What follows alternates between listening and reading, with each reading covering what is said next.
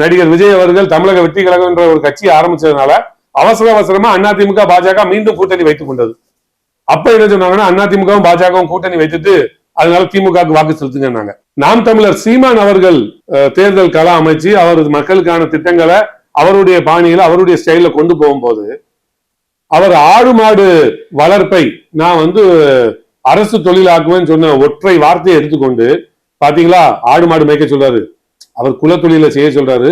அவர் பாஜகவுடைய B team, அதனால அவருக்கு வாக்கு செலுத்தாதீங்க, திமுக வாக்கு செலுத்துங்கன்னு சொன்னாங்க.